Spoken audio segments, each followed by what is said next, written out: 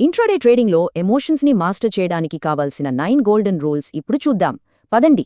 ఎంత స్కిల్లున్నా ట్రేడర్లు డబ్బులు ఎందుకు పోగొట్టుకుంటారో తెలుసా? సింపుల్. అంతా మన ఎమోషన్స్ చేసే పనే.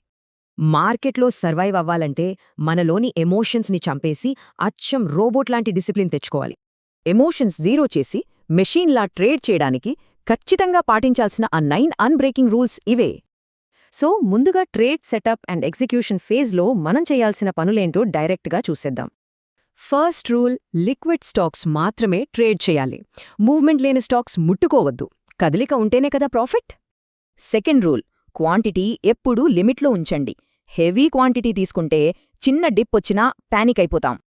Third, double trade system. ఎంట్రీతో పాటే స్టాప్ లాస్ సిస్టంలో పడిపోవాలి. మైండ్లో పెట్టుకుంటే అస్సలు వర్కౌట్ అవ్వదు.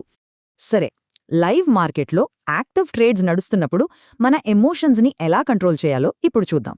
ఫోర్త్ రూల్, కింద పడే కత్తిని పట్టుకోవద్దు. అంటే లాస్లో ఉన్న ట్రేడ్ని ఎప్పుడూ యావరేజ్ చేయకూడదు. విన్నింగ్ ట్రేడ్స్కి మాత్రమే ఫండ్స్ యాడ్ చెయ్యాలి. ఫిఫ్త్ రూల్, ఏ రోజు ఇండిపెండెంట్ కాదు. ఈరోజు మార్కెట్ కదలికల మీద నిన్నటి ట్రెండ్ ప్రభావం గట్టిగానే ఉంటుంది. అసలైన గేమ్ ఎక్కడుంటుందంటే ట్రేడింగ్ డెస్క్ నుండి ఎప్పుడు లేచి వెళ్ళిపోవాలో ఖచ్చితంగా తెలుసుకోవడంలోనే. సిక్స్త్ రూల్, ప్రాఫిట్ రాగానే సిస్టమ్ వదిలేయండి.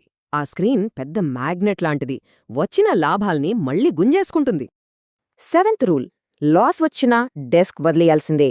లాస్ కవర్ చేద్దామని రివెంజ్ ట్రేడింగ్ చేస్తే అకౌంట్ ఖాళీ అవుతుంది. ఓకే, ఇప్పుడు అల్టిమేట్ ఫోకస్, అన్షేకబుల్ డిసిప్లిన్ ఎలా మెయింటైన్ చేయాలో ఫైనల్గా చూద్దాం. Eighth rule, external noise cut చేయండి.